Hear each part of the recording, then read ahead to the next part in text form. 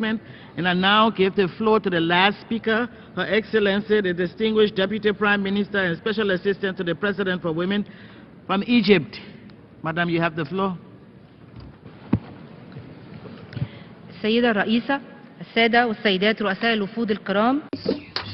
Madam Chair, distinguished heads of delegations, ladies and gentlemen, allow me at the outset to convey to you the appreciation and greetings of Egyptian women who stood proudly and with dignity alongside men during the glorious revolution of 25 January, calling for freedom and dignity. She was and remains strongly present in the Egyptian revolution, and she has inspired the entire world.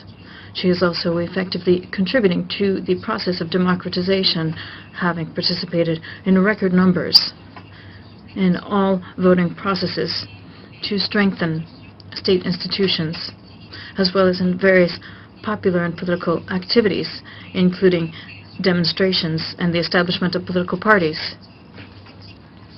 The post-revolution democratic Egypt is committed to preserving the gains women have achieved over a long history of struggle and to stand against any attempts to derail the course of their progress. Egyptian women have a strong experience, and they have become very aware of the appreciation of civilization, and they are working to strengthen their rights through religious and cultural references. The 2012 Constitution has underlined the rights of women as full-fledged citizens. It prohibits all forms of oppression and exploitation, and it criminalizes any practice that humiliates or attacks the human being.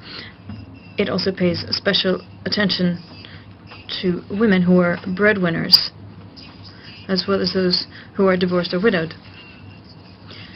This new framework has enabled women to gain more political independence. She stands ready to contribute more effectively in formulating new cultural aspects and in taking part in all activities of women in the Arabic and Islamic worlds. This will ultimately support the mission of the United Nations and its specialized agencies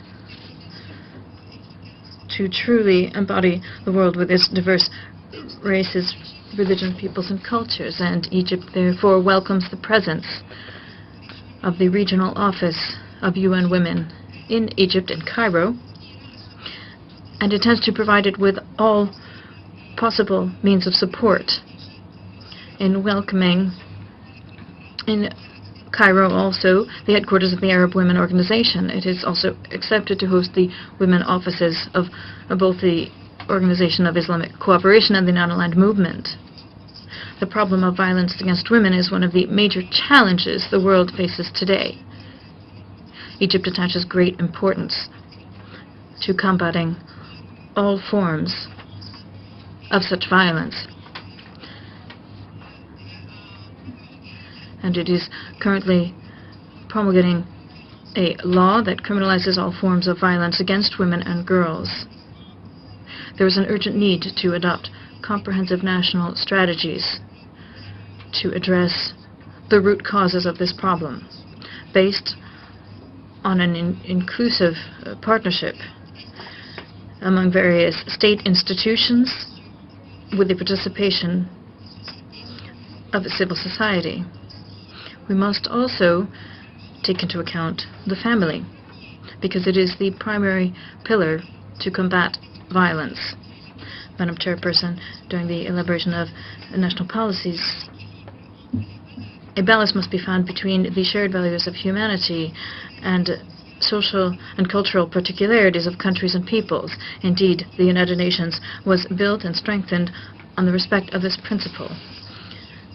The delegation of Egypt is keen to develop more effective policies for the advancement of women and to combat all forms of violence against them.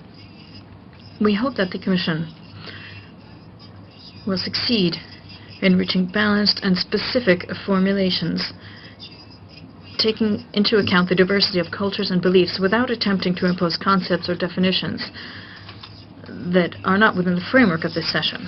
Madam Chair, Egypt attaches great importance to alleviating the growing suffering faced by women in the Arab region, and especially by Palestinian and Syrian women.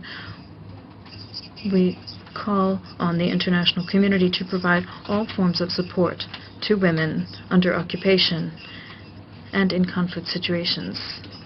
Concerning the report of the Secretary General on the situation of Palestinian women,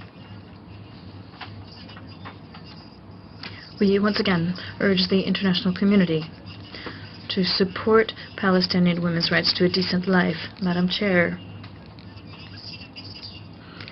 I would like to emphasize here Egypt's sincere appreciation for the key role played by the United Nations in advancing the situation of women and empowering them. Thank you. The distinguished Deputy Prime Minister and Special Assistant to the President for Political Affairs of Egypt for her statement. We have now heard the last speaker for this morning. This afternoon, the Commission will hold 2 parallel high-level roundtables, one in the ECOSOC chamber and the other one in Conference Room 2 in the North Lawn building.